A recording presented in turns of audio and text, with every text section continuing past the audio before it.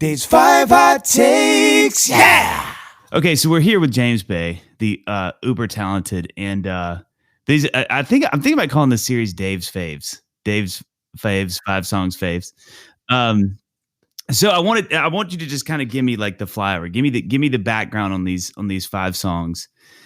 This was, by the way, I'm not just saying this was really hard for me to narrow this down to 5 songs because there were so many that I was like, okay. So first, If You Ever Want to Be in Love, talk to me about that song. If You Ever Want to Be in Love, me and 2 fantastic guys called Jimmy Hogarth, who's responsible for a lot of brilliant early Paolo Nutini music, and another great guy called Steve McKeown. This was like 2011. It was one of the first 3-day writing sessions with other writers that I'd ever done. And I was excited to have that amount of time because I was typically per session, we'd write 1 song. And I thought, we could get more than 1 song done. First day goes by, we don't get anything. Second day comes and ends and nothing happens. We don't get any song. That's 2 days down. And we're halfway through the 3rd day and we're still nowhere. And it was one of the earliest moments that I went to the piano. I put my guitar down and I went to the piano. And I can play a few things out of time at this point on the piano, like today in 2020. Back then in 2011, I could barely play anything in time. I could barely play in C, which is typically easier to play. But I was desperate to get a song. So I just started hammering away at what felt like a progression. And it's one of the most sort of animal ways that songs get written. And it feels, in a way, I suppose, to talk about it, it sounds forced. It wasn't forced because songs will come if they come, and if they don't, they don't. And I was just determined, and like with all love and respect to Steve and Jimmy, we were all kind of taking a break. So I was sort of in the corner a little bit on my own, but we were all within earshot of each other. And I started singing, and I caught this kind of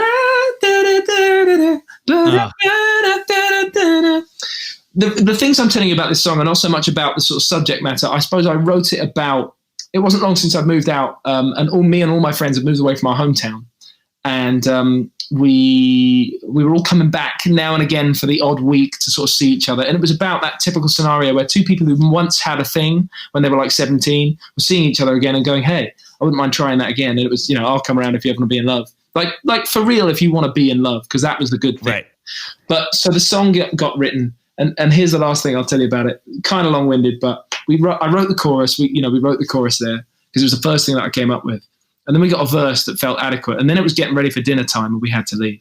So we had a great chorus. I thought the verse was okay. And we didn't have any more than that. So on the way, I went home and like a couple of weeks passed and I wrote a new verse because I just wasn't into the original one. I sent that to Jimmy as a voice note. He thought it was better. So he said, come in and record it. I was on the tube, the subway in London, on my way into a studio to record this verse. And I thought, I can't let this chorus that I love have a better verse, but no 3rd section. I need this thing to be complete. So in my mind, in my brain, on the tube, I came up with the bridge, the middle 8. I came up with the lyric and the melody and decided the song is typically in C. I thought, well, let's start on the 5 chord in the bridge. I'd never done something like that before. So we started on the 5, fell down to the 4, and then to the 1. And I was probably 25 minutes away from Jimmy when I came up with it. And I just sung it round in my head. And I got there and I said, Jimmy, hang on, don't say anything. I've got this thing. Let me try and record it. And as I record it on your phone or whatever, tell me if it sucks or not. And I got it out right with all the lyrics, which I'd actually written in my phone on the way down. And he loved it. So it went in. So you Christine McVied that... I Christine McVied it slightly.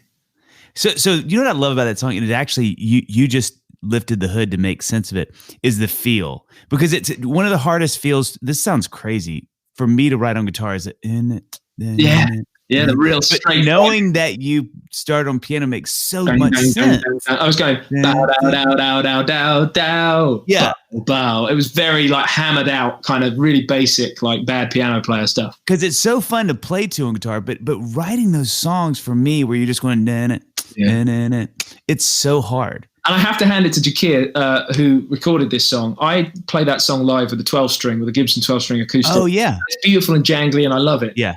I only came up with doing that live. In the studio, Jakir had me do 1 or 2 typical 6-string acoustics, and then a couple of takes of a Nashville strum, Which the high. Yes. A Nashville high strung, sorry. Yeah. If you put those strings together, you have a 12 string. They want to spread it and make it really glossy. So. Oh, that's so cool. It was very cool. I love that song. All right, talk to me about Move Together. Move Together is a fun memory. This was the second song that I wrote that that ended up going on Chaos on the Calm. The first one I wrote was When We Were on Fire with John Green, but the second one, I was going into London. I wasn't living in London, but I was going into London. This is early days of co-writing for me, to meet a guy called Jamie Hartman, who I'd never written with before, who was about to move to LA, and he's a London guy.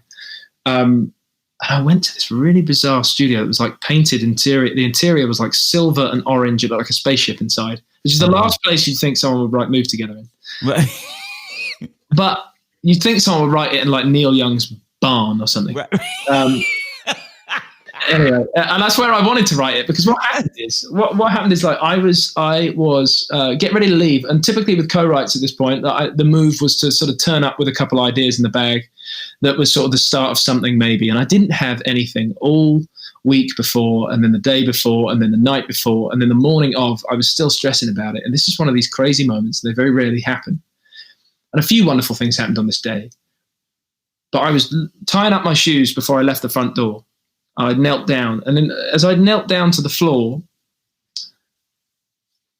this came in. It came into my head. Excuse the out-of-tune guitar, but the riff. You're kidding me. It came into my head. It just came into my head. So I got my guitar out of the case, having done up my shoelaces, and I recorded that into my phone. And I turned up having never met Jamie before. He had a 12-string that was tuned completely different to mine. And I said, I've got this. And it's one of the only songs I've ever written. It's one of the only songs I've ever written in about 2 hours. Holy cow. Everything just fell into our laps. It was one of those. All I ended up going in with very last minute was.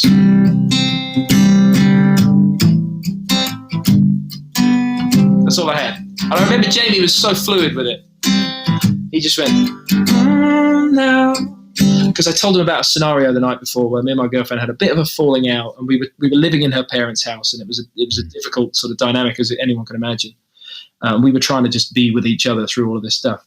So we just told that story. I told him the story, and then Jamie helped lyricize it in such a beautiful way. So it is a gorgeous song. Thanks, man. It just fell together. It's beautiful. Okay, talk to me about Wild Love. God, love that fucking song. Wild Love is one of my favorites. It's one of the moments that me and John are sort of getting to be me and John, like the most me and John that we could be. John Green, who you know very well, and I know very well. We have written together for many years now, nearly 10 years we've written together. And we got together around the time that I was sort of starting to think about my second record. And we usually would work in a couple of places in London that we worked so much in that he said, let's go to a different place. We ended up writing this song. Here's a small fun fact at the very start of this story. It's not a long story, but we wrote this song in a room in sort of Ladbroke Grove area of London. It's the same little room. It's only about the size of the room that you're in now. It's a nice little sort of writing studio. And Adele wrote Rolling in the Deep in that room. No way. Which is pretty cool. And Paul Epworth, who produced and wrote Rolling in the Deep, who ended up working with me and John on my second record. Yeah, he used to own that room. So yeah, that is crazy. But we wrote that song on a piano and an acoustic guitar, and we'd written so many songs like that, and that typically is how I sort of present my music. So from there, John turned on the computer. I sat on a sort of half pieced together drum kit, and I'm not a drummer. And we just started to sort of play it and sing it like that. He had this fun plug-in thing called Omnisphere. Oh, yes. And was playing synth sounds from that. And we were just, I sung the vocal that is on the record in that room. The vocal from the demo is the one that is the only vocal I've ever sung. And I think I felt, and John really appreciated this because we at this point already knew each other really well. I'd written a lot of kind of heartache songs, and I just wanted something that was a little bit more of a celebration. So the lyric, I want to give you wild love, the kind that never slows down, just sort of came to us, and we ran with it. Which that song is so interesting because it's like knowing how cool it sounds. It's like crazy to think y'all sat and did that on piano and acoustic first. I love that. I love that it isn't on piano and acoustic, but I love that, and we've talked about this before, I love that it was written there and we sort of knew and we felt and we knew that it was a good song in that basic format. It is so good. Thanks, that man. song makes me feel so many things. Okay, Let It Go. Let It Go. So much that I can say about Let It Go. And there's so much I sort of haven't said about Let It Go. Everybody says to me that's such a sort of gorgeous breakup song. I didn't go through a breakup. That's amazing. I didn't write it about a breakup. It's collected from other scenarios, really. And I think I've always tried to adopt, because I've sort of learned it and watched it from songwriting heroes of mine. I've tried to be a sort of observer of things that are going on in my life, and then how to write about them. But then also just think things that are going on in the lives of people close to me who I care about. So it's more to the tune of other folks' situations. And I just signed a record deal when I wrote that song, and I was suddenly being sort of flown around the world a bit. And that was very difficult for my own relationship. And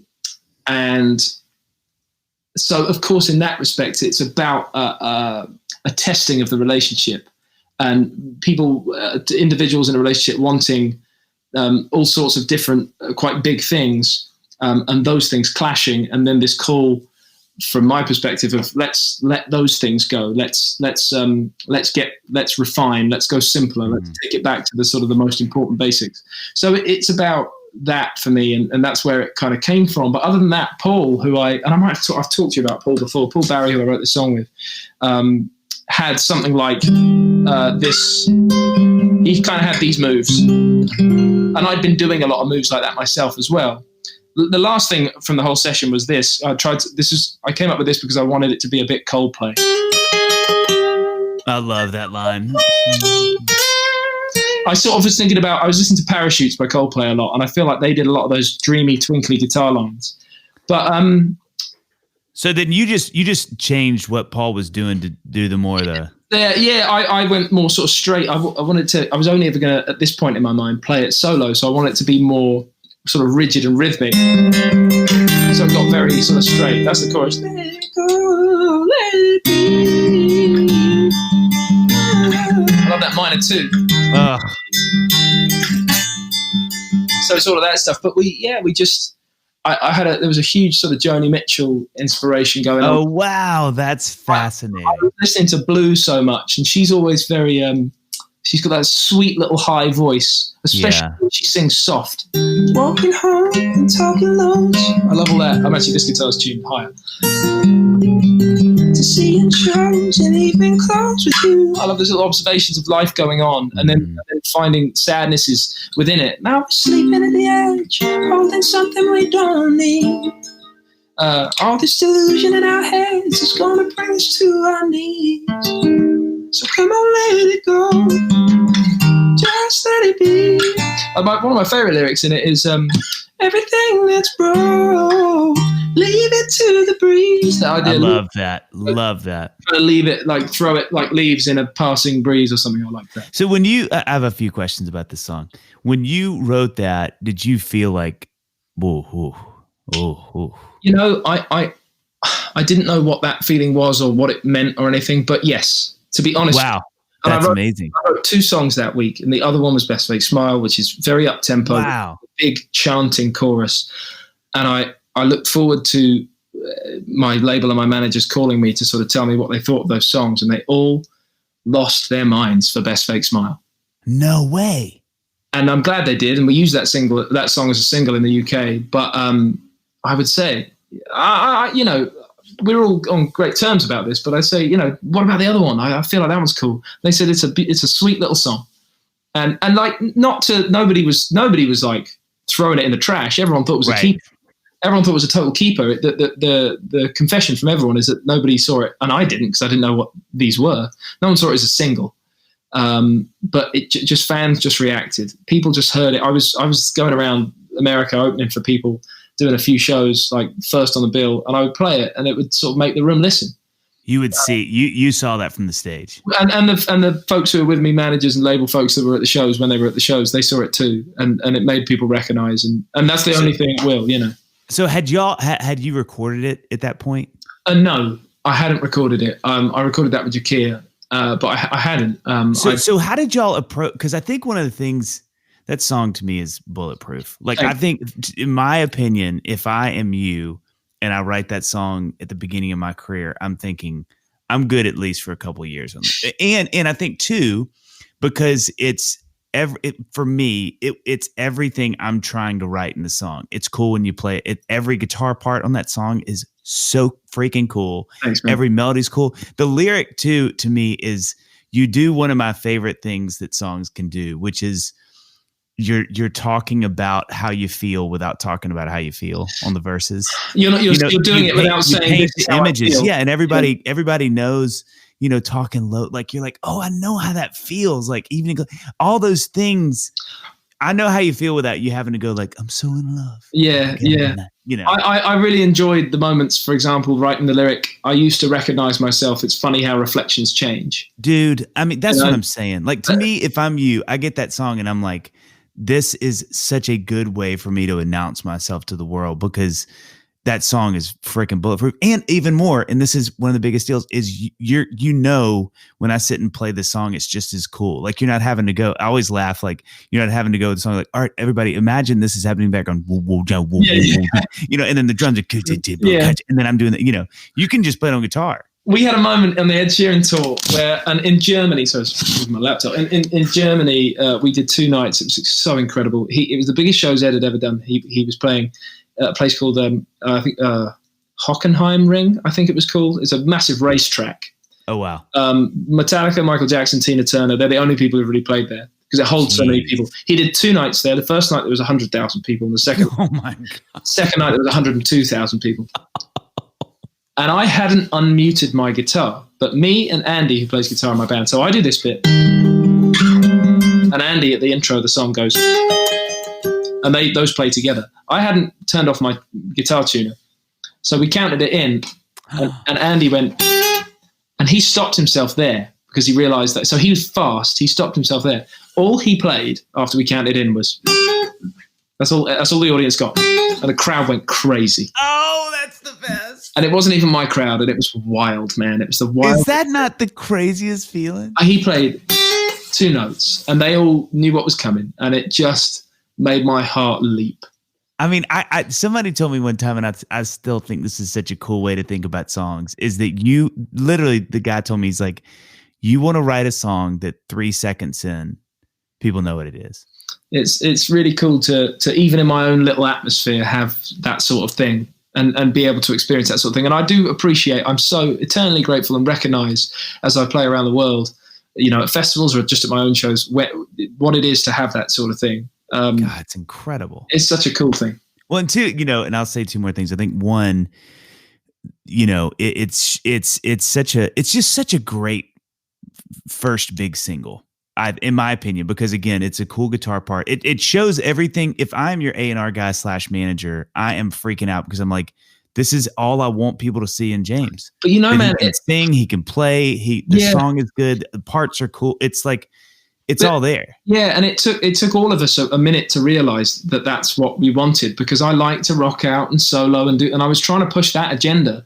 But what really moves people the first time and the most was me doing that. And they've appreciated me doing the other stuff afterwards, and I appreciate that. But it took us a minute to recognize that. And the label asked us to go around in 2015, all the festivals that we played, particularly in America. This was an American thing to do with American radio. They said, could you just film the breakdown chorus in the middle of that song? Because all these crowds keep singing it.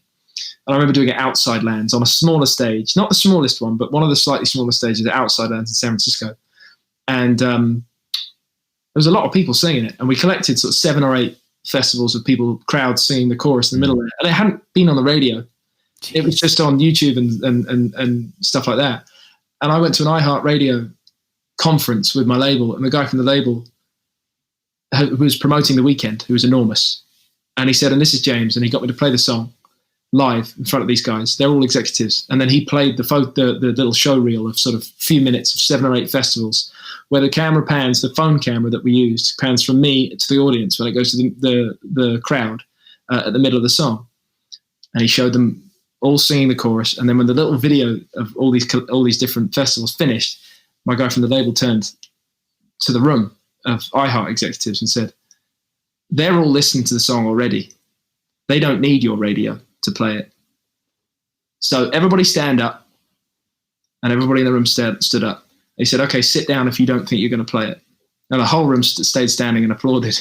No. And that is genius. And really, that was the moment that it started to go on the radio in America and be a bit. Okay, so two more quick things. One, I just think the chorus is. I remember hearing that song the first time, and I was like, I want to sing this chorus a million times. It's you know what I mean. It just feels so good to sing. Thank you. Yeah, I feel that. Yeah.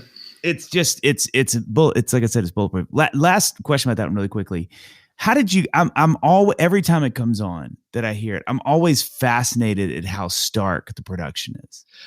Honestly, like how did y'all get there? What was there? Did y'all do a million versions where the drums are good? You know, I didn't know what I was doing. I was just me in my sort of originally kind of rawest form. I'd never been in a studio in a professional capacity or anything. All I know to this day is that the label and managers said to Jakir.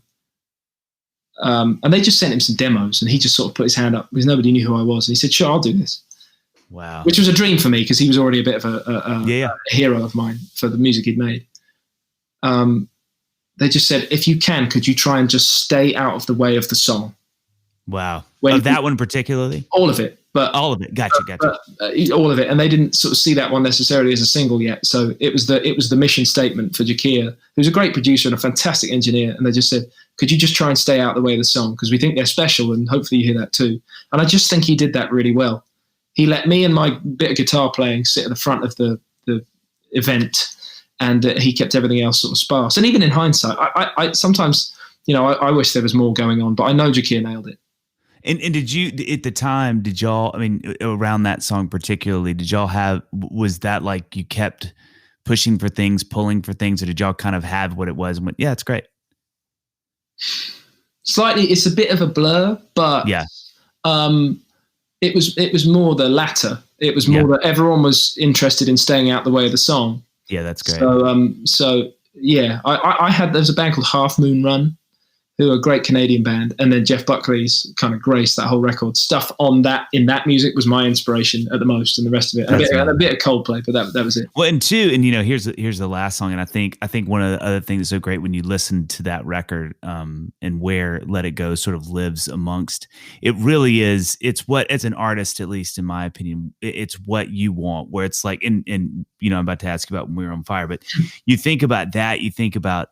If you ever want to be in love, again, these really, we talked about this earlier, but really musical moments, like musical, the melodies are following what you're singing, the guitars, everything is just really well built and structured, these songs. Like, and then you have this moment that's so gentle, it's a huge song, and so it's fun because as an artist, that's when I put together records, I get so much joy from going like, okay, how's the trip? Are we going up and then we come down and we go around a little river and then we go over there? Yeah. And I think when you put that song in the list of that record, it really occupies, it's the only one that really kind of occupies that place, which helps it shine that much more. Absolutely. I'm glad. I resonate with that whole thing of thinking about the sort of the overall dynamic arc of a record. Yeah. Tell me about When We Were on Fire. When We Were on Fire, it was interesting to my memory. So it goes, and I know, illusion that our love is dying. So I had, maybe not those exact lyrics, but I came to the session with it going like this. Yeah, I know, illusion light. I had We're Losing Light, Our Love Is Dying. And I had it like that, kind of, it's I know it's in G minor, but think about it like it's in A minor, because that's yeah. I had it starting on that rootsy sort of minor chord, and then the big dominant 7.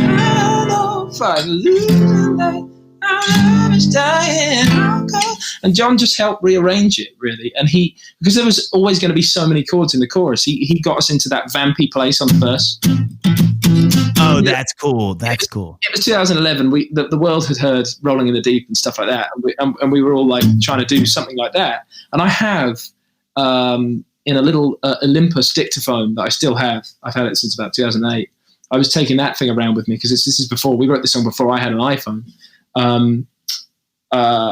I have recordings of John at a piano kind of going, drifting apart, getting harder to hold you, saying versions of these lyrics. Days getting dark and the nights are growing cold, are we burning out?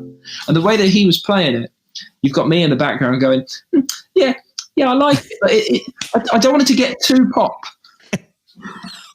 And John interrupting me and himself saying, don't worry, it won't get too pop. It'll be great.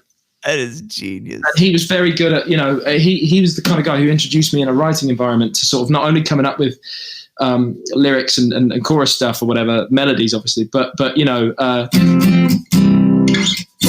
I doing? Hang on. We'll cut that bit. We go in it.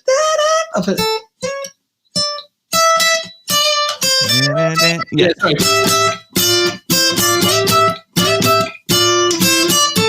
And then like playing that, I remember I was noodling that on the guitar, and he was like, "Yeah, we'll put some ooze on top of that." Which that all these things, these ways of doing in a song. That song is that's another one of those in that song, that album, that it does a couple things that are always really fascinating. I was listening to them again yesterday. Hello, and the thing that is so funny about that, I usually am not. It's something about going back to the one. Usually is like a no for me. Fire. And that song though, it is like my favorite part of that song. I remember him doing it sort of for the first time, and I didn't necessarily know how to question that, but I recognized that typically I wouldn't have liked it, and when he did it, I liked it. I love it. I mean, I love it. There's things, I know John so well now, that one of my favorite things about that song is it's sort of typical John Green. Mm-hmm. And I love it for that, and I love him more for that. But it's very anthemic. I'm glad I was let in. Yeah, of course, and I'm glad I was let in because he kind of made room for my kind of intricate, intimate smallness. That's all I sort of had at the time, and it was starting to grow into sort of more, I guess. But and he allowed that to be in the room while he was kind of shooting for anthem status. And as he always is, and yeah, man, what a honor to. I mean, it's the first song we ever wrote. It's the first song we ever wrote together. That's crazy. I mean, just to encourage. It was so hard. I mean, there were so many other songs. I was like, oh, but dude, these are great. Thank you again for taking time to do this. Honor. You're the man, James Bay, the man, the legend. These 5 hot takes, yeah.